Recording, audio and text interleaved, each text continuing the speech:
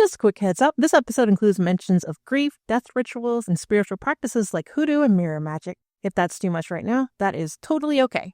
Come back when you're ready, or skip this one entirely. Your peace comes first.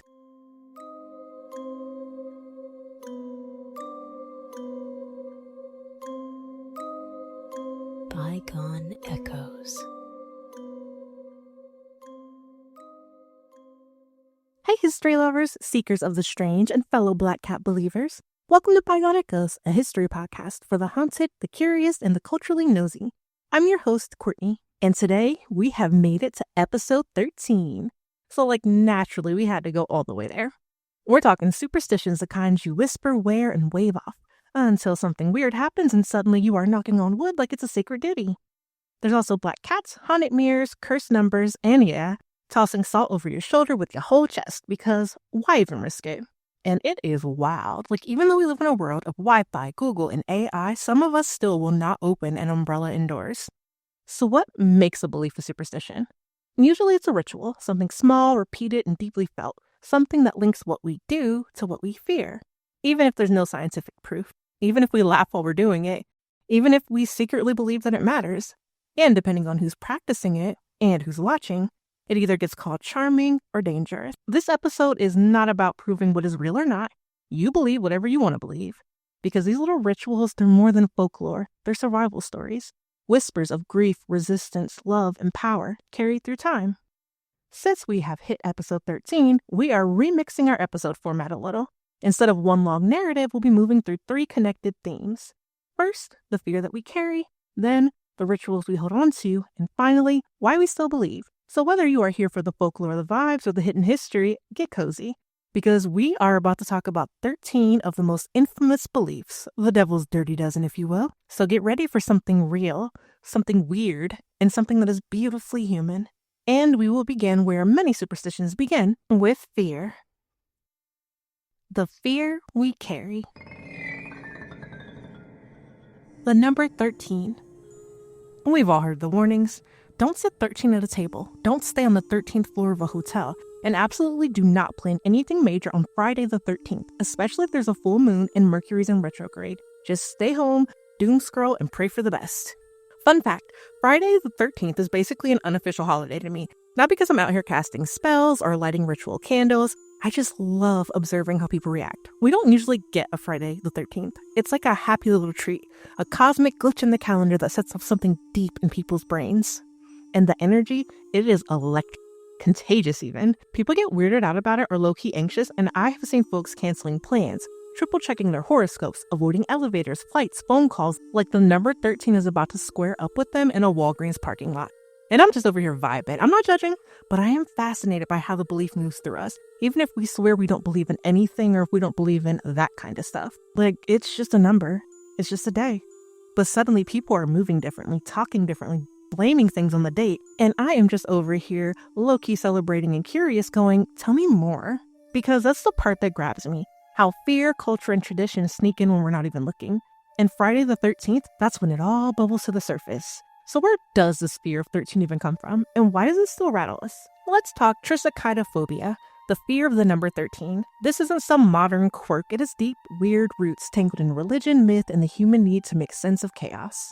One of the most common explanations for why 13 gets the side eye? Christianity, of course. And the story goes, it's the Last Supper, or that one time Jesus sat down with 12 of his disciples, aka 12 of his favorite people, depending on which gospel you ask, and they had what would become the most overanalyzed dinner in history. It was the night before Jesus' crucifixion.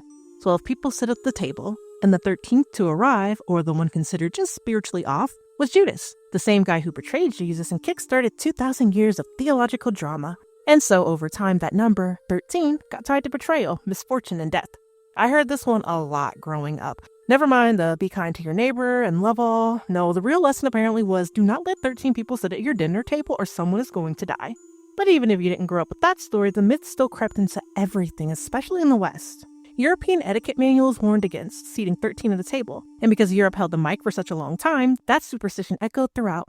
into the cultures they colonized, influenced, or deemed proper. So hosts started breaking up dinner parties, adding last-minute guests, and even bringing in stand-ins, all to avoid the number 13. Even hotels and high-rises today, most deleted the 13th floor entirely. Like, the number itself was a liability, because once fear gets into a culture, it sticks. But the idea of 13, that 13th guest bringing doom, it did not start or end with Christianity. Long before Jesus was even a concept, the Norse gods were already knee-deep in that exact flavor of chaos because, let's be real, gods have never really been known for their emotional regulation. So picture this. A divine dinner party in Valhalla. The gods are glowing, everything is calm, they're sipping whatever passes for ambrosia in Asgard, and probably judging mortals like it's their favorite sport. And then, in kicks Loki. Uninvited, unbothered, unhinged. No RSVP, no gift for the host, just chaos and eyeliner. You ever seen a family function go from 0 to toxic because of that cousin or that auntie walked in? Yeah, it's like that. So Loki rolls in as the 13th guest, and immediately the mood goes sideways. And who catches the celestial hands? Balder, the god of light, joy, and big golden retriever energy. He was Mommy Frick's favorite, and she was not playing about it. She made everything. Stones, fires, diseases, weapons, swear not to harm her precious baby boy. Balder was basically invincible. But like naturally, the other gods did what bored, messy immortals do. They threw stuff at him for fun because my guy was the Asgardian equivalent of bubble wrap. Indestructible and endlessly entertaining.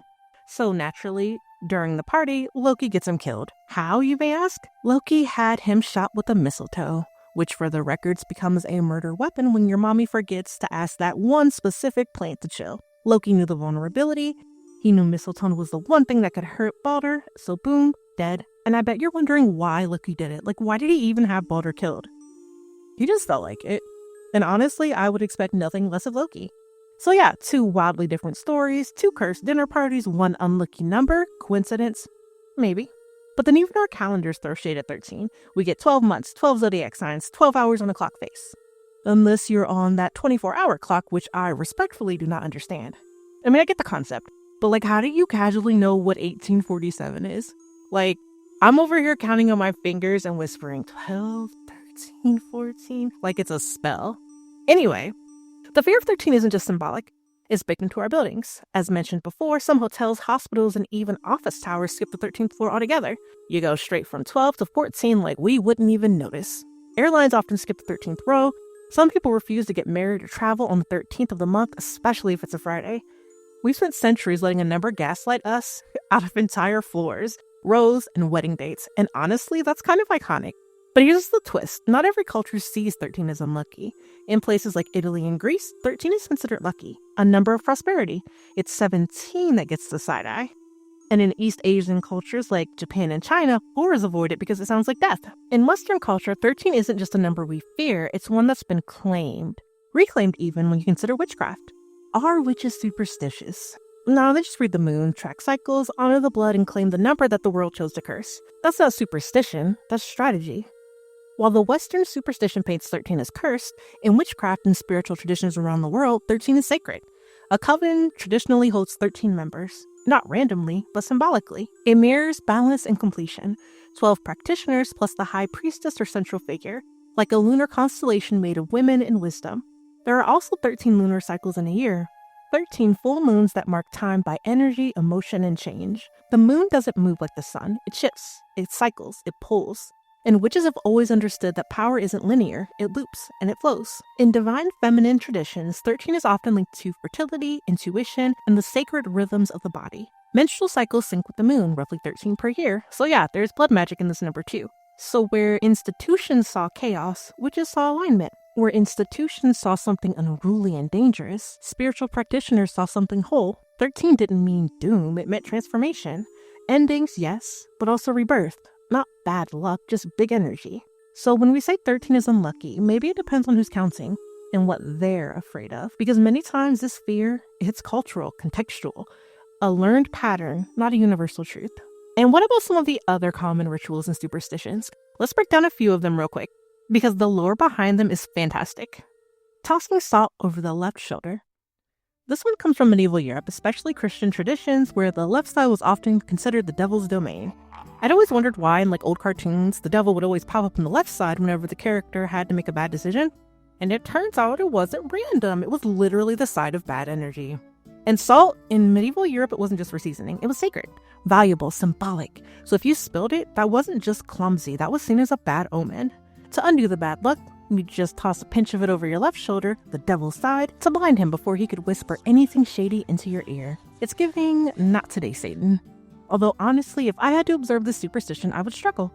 I am one of those adults who still hesitates in figuring out my left from my right. I'd probably end up throwing the salt right into the angel's face instead, and that probably won't end well. Sorry, friend. Opening an umbrella indoors. This one really took off in Victorian England, but it's got layers like a spiritual onion.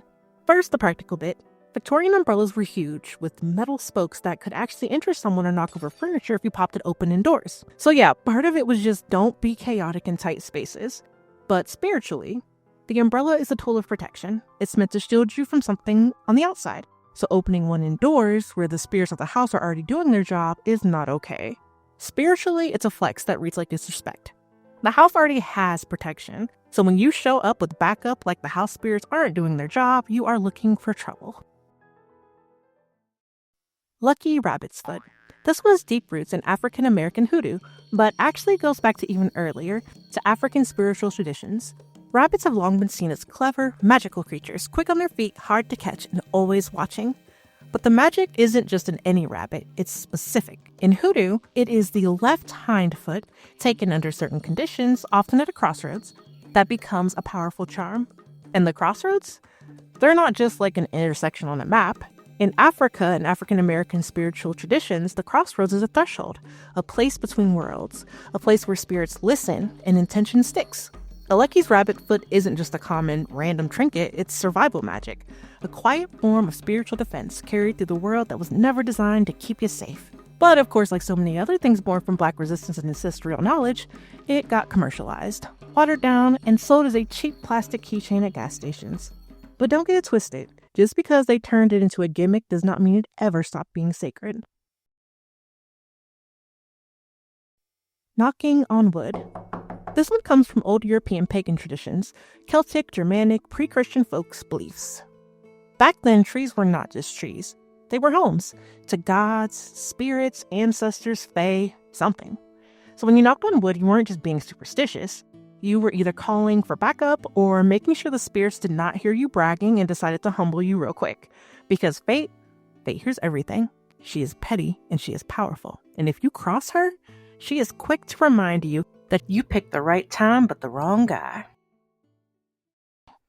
Black cats. As you probably guessed, I love black cats. Shout out to Sailor Moon. But they really got done dirty by European folklore. In the Middle Ages, black cats got tied to witches, bad omens, and of course, the devil himself. Because if something was mysterious, moved in silence, then it had to be evil. So if one crossed your path, it meant misfortune was coming, or at the very least, a vibe shift that you were not ready for. But here's the thing, in other cultures, black cats are good luck. In Scotland and parts of Japan, a black cat showing up means prosperity is on the way. So yeah, your luck depends on your geography, and the cat, she's just out here minding her business either way. We might laugh at these little rituals now, but they're echoes, protection disguised as politeness, survival stories turned into habits. And when you really look at them, you realize folks weren't just scared of bad luck. They just knew better than to test it. Cursed, claimed, and carried. We talked about the fear we carry, the way superstition slips into our habits and hides in our history. But fear doesn't always stay fear. Sometimes it grows roots. It becomes ritual. It becomes the quiet, stubborn things we hold on to, not because they make sense, but because they make us feel safe. Little acts of belief that we reach for when something feels off. And sometimes when the unthinkable happens, when grief shows up at the door, these rituals become something even deeper. Memory, coping, love disguised as superstition. We're talking haunted reflections, soul mirrors, and the fragile ways we try to hold the sacred, even when the rest of the world feels broken. Haunted reflections. Let's start with mirrors, because listen, mirrors have always been doing the most. They're not just for checking your eyeliner or trying out a new look. In folklore, mirrors are portals, gateways, tools to see beyond the veil. The belief that mirrors could reveal hidden truths or connect you to the spirit world shows up everywhere in every culture. In ancient Greece, they used something called katatromancy, divination by mirror. You'd fill a bowl with water, place a mirror in it, and stare into the reflection to see omens, spirits, or your future. Think like 5th century BCE in vibes. In Mesoamerican cultures, especially among the Aztecs, obsidian mirrors weren't just tools, they were sacred portals. Shamans used them to contact gods, ancestors, and spirits. Even the god, Tezcatlipoca, whose name literally means smoking mirror, carried a black mirror as his symbol. To the Aztecs, a mirror wasn't just a reflection, it was a way to cross worlds. In ancient Egypt, mirrors were linked to the sun god Ra and the goddess Hathor. They were seen as tools for beauty, truth, and glimpsing the afterlife. Reflective surfaces weren't just vanity items, they were spiritual instruments. In ancient China, mirrors were powerful protectors. Hung facing windows and doors, they bounced bad spirits away, a tradition that still echoes in feng shui today. Mirrors brought balance, safety, and spiritual clarity into the home. In Japan, mirrors are so sacred that they're part of the imperial regalia. The Yata no Kagami, or Mirror of Wisdom, is one of the country's 3 most holy artifacts. Mirrors in Shinto belief reveal purity and truth. They're vessels for the divine. In early Islamic mysticism, mirrors symbolized inner reflection. In Sufism, polishing the soul was compared to polishing a mirror, a way of clearing away earthly distractions to better reflect divine light. Even medieval Europe had its own mirror lore. Mirrors were believed to reveal ghosts, demons, or even your future spouse, especially around Samhain, the ancient root of Halloween. Witches use mirrors for scrying, and death rituals often involve covering them to protect the souls from spiritual entanglements. And in African spiritual traditions, reflective surfaces were often used as ancestor veneration and spirit communication. The mirror wasn't just an object, it was an invitation, a bridge. And even today, you still see the ghost of a belief in modern urban legends like Bloody Mary. It seems like a slumber party dare, right? But really, it is a watered-down version of folk magic, a mirror ritual, a summoning spell disguised as a game. The spell is, you say your name 3 times in the dark and wait for something to appear. Spoiler alert, it rarely does. Personally, I was so disappointed in middle school when I tried it, and nothing happened. I was ready, terrified, candle lit, bathroom door closed, whisper on point. And then she ghosted me. Literally. Imagine being so disappointed that your summoning ritual that you already kind of knew was pretend didn't work. But I guess that is how deep the need runs for magic sometimes. And then there's this. Breaking a mirror is supposed to bring 7 years of bad luck. That one likely comes from the Romans, who believed that mirrors didn't just reflect your face, they reflected your soul. And they also believed that life renewed itself every 7 years, like your body, your soul, your whole fate went through a full reset. So if you broke a mirror, you weren't just breaking glass. You were damaging your reflection, your spiritual self, and it would take an entire 7-year cycle to heal. So mirror breaking wasn't just clumsy, it was cosmic, and it could fracture you. But why are mirrors so powerful to humans specifically? Because on an evolutionary level, mirrors hit something deep within us. Scientists call it self-recognition, the ability to see yourself as an individual separate from the world around you. In humans, we are one of the few species on Earth that are actually able to do it. It is a huge, huge psychological leap. To look in the mirror and realize that's me, I exist, and I am aware. It's tied to higher thinking, consciousness, even the formation of memory and identity. So when ancient people stared into water or polished stone or early mirrors, they weren't just seeing the reflections, they were glimpsing the soul. They were seeing themselves as something more and feeling that strange, sacred, almost haunting recognition that never really left us. Across oceans and centuries, mirrors didn't just reflect faces, they reflected fears and hopes and souls. 3 big reasons why mirrors always carry spiritual weight include the symbolic power, so they reflect the light in the soul, seen as portals, traps, or invitations. They were rare. Ancient mirrors were expensive, sacred objects, not casual Walmart finds. And identity. Seeing yourself, knowing that you exist, that is all an existential magic on its own. Even now in the world of ring lights and selfie cameras, a dark room and a mirror can still feel heavy, different, electric. Because mirrors were never just glass. They were, and still are, a little bit magic. Death rituals. Mirrors don't just reflect, they can trap. That's why in a lot of traditions when someone dies, you cover the mirrors in the house. In many Jewish communities, it's customary during Shiva, the 7-day mourning period after a death, to cover mirrors. It's partly out of humility, a way to turn focus inward during grief. But it's also an older belief that mirrors could distract a soul, or worse, trap it, while it lingered near the living. In Victorian England, the idea took on a ghostly tone. People covered mirrors to avoid seeing their deceased spirit, or accidentally catching a glimpse of something that was not meant for the living. A distorted image, a final warning, or a shadow that didn't belong. The goal was simple: keep the soul from getting stuck and spare the living from seeing something that they could never unsee. And sometimes you open a window. This practice appears in many cultures, including the Irish, Scottish, Danish, Scandinavian, and African diasporic traditions, where air and movement are spiritually significant. You open the window to let the soul pass, to give it an exit, a path, a choice. I remember doing this when my mom passed away unexpectedly a few years ago. Something inside me said, open a window or else her soul cannot get out. I don't know where I got that from. Maybe it was a book or a TV show, or maybe it was my ancestors whispering, because I did it. I needed to do it. Because some part of me believed that it mattered. It wasn't logic, it wasn't ritual, it was grief with instructions. And in that moment, that was exactly what I needed. And that's the thing about superstition. Sometimes it's not fear, it's love. It's trying to make room for the sacred in the middle of heartbreak. Hoodoo, ritual, protection, and resistance. Now let's talk about hoodoo, the African American spiritual tradition born from survival, pain, and fierce protection. First, let's clear the air. Hoodoo is not voodoo. And second, it is not a superstition, although it is often dismissed as one. That label got slapped onto it by people who didn't understand it. Or worse, they feared how powerful it was outside their control. So yes, this is an episode on superstitions, but hoodoo is not here because it is superstition. It is here because it was treated like one. Because calling it superstition was easier than admitting it was sacred, easier than admitting that it worked, that it threatened the order of things, and honestly, that's not just hoodoo. Remember earlier we talked about witches, how the number 13 wasn't cursed, it was claimed, and it's the same thing here. These aren't superstitions, they're spiritual systems, labeled dangerous not because they were silly, but because they were powerful. Because they gave people connection, healing, and protection without needing permission from whoever was in charge. And also, it is here because I want to talk about it. Because too often, hoodoo is misunderstood, mocked, or erased. And I want this podcast to be a space where it gets it right. Or at least where we try to get it right. This tradition deserves more than curiosity or caricature. It deserves to be remembered, respected, and seen for what it is, a powerful part of Black history. And honestly, this is a part of history I think we could all understand a little better. So again, hoodoo is not superstition. It's survival magic. It's ancestral intelligence. It's sacred. It is not a religion. It's folk practice. That means that it's not centered on worship, but on practice. Ritual, remedies, protection, power.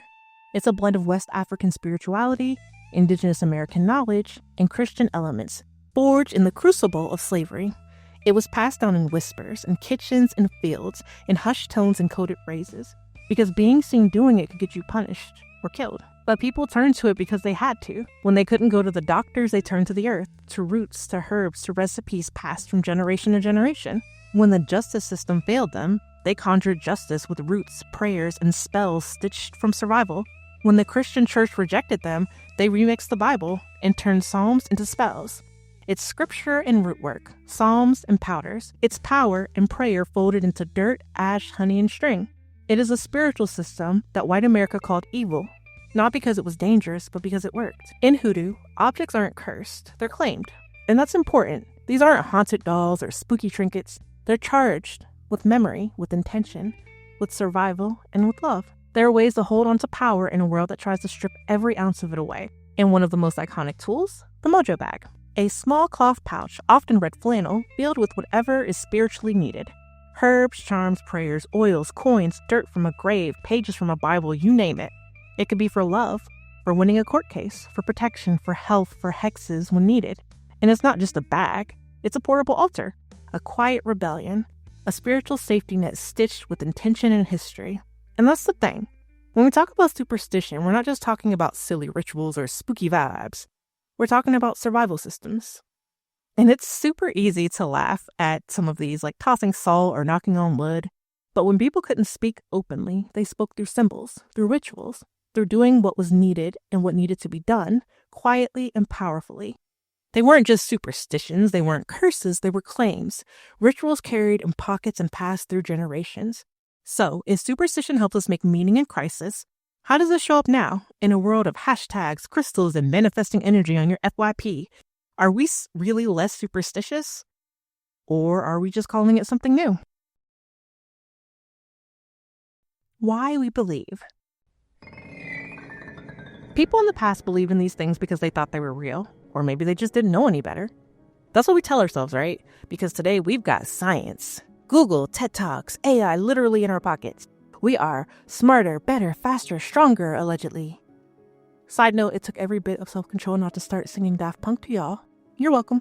Anyway, at the end of the day, we're still humans. We are pattern-seeking creatures. It's not just a brain thing, it's a survival thing. It's baked into our neurological wiring, sure, but it's also in our evolution. From the moment humans started walking upright and side-eyeing shadows in the tall grass, our brains were scanning for patterns.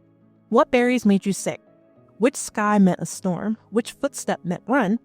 We didn't always have verbal language, but we had patterns. And recognizing them meant staying alive. So yeah, our brain got really good at connecting the dots, even if the dots weren't real.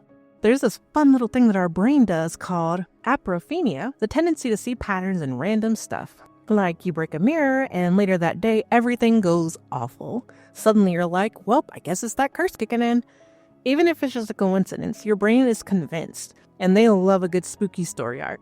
That phenomenon ties to something called illusory correlation. When we assume one thing caused another, even when they're not even close to related. You spill salt, get bad news, and your brain goes, see, should have tossed that salt over my shoulder. No hard evidence, just feels.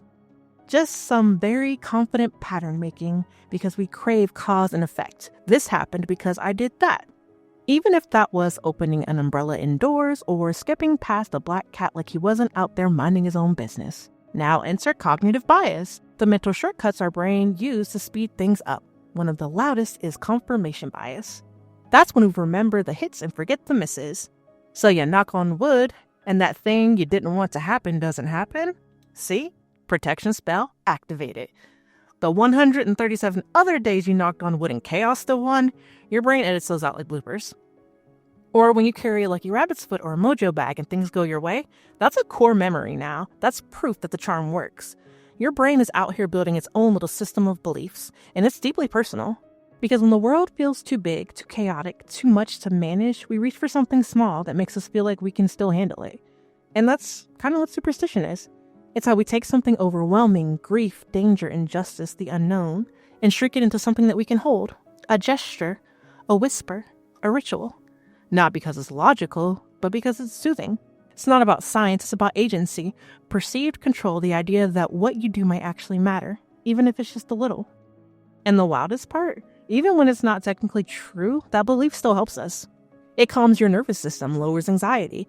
It gives chaos a container, and it gives us a sense of choice. So no, it's not silly, it's survival, wrapped in ritual and worn like armor.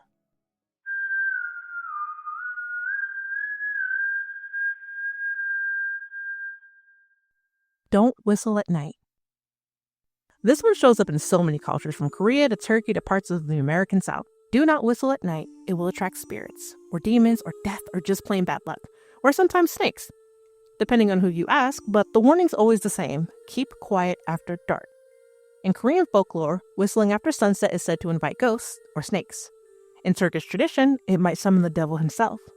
And in the American Black South, that's the southern USA where Black culture, memory, and spiritual tradition run deep, it's more of a chill than a rule.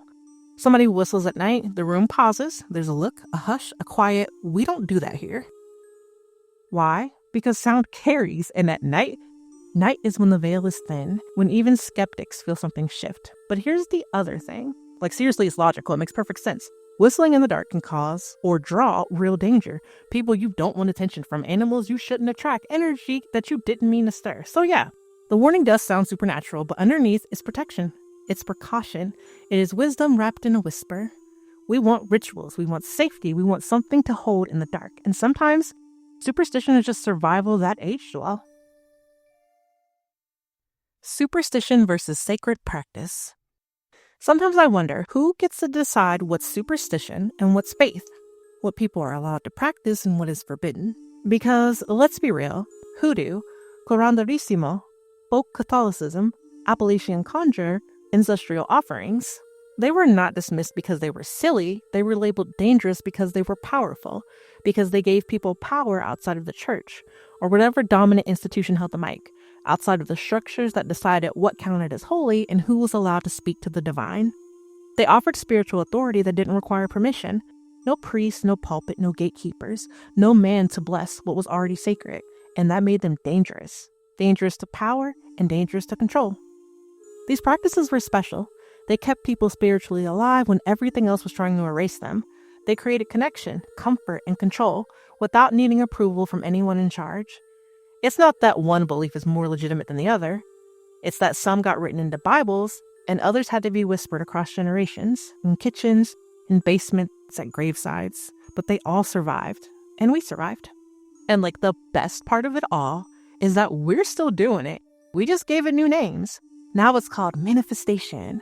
Now it's vibes and cleansing energy. It's protective crystals, numerology, TikTok rituals that say, claim this energy by commenting a lit candle emoji. We are not less superstitious. We are not more rational. We're just better at branding. Repackaging, reframed, and rebranded, per usual. But it's the same soul underneath, because somewhere between science and magic are the stories we humans tell ourselves to survive, to cope, to wish, to want better, and to hope. And I'm not here to tell you what's real and what's not. I told you that at the beginning. I am not your guru. I am not your skeptic. I'm just someone who knows what it's like to need meaning when the world won't give you any. So you do you. Believe what you need to believe, and trust and believe that if nobody else gets it, I do. Sometimes belief is the only thing that keeps us going. It's an anchor when everything else feels like it's drifting. It's rhythm and chaos, the little whisper that says, you're going to be okay.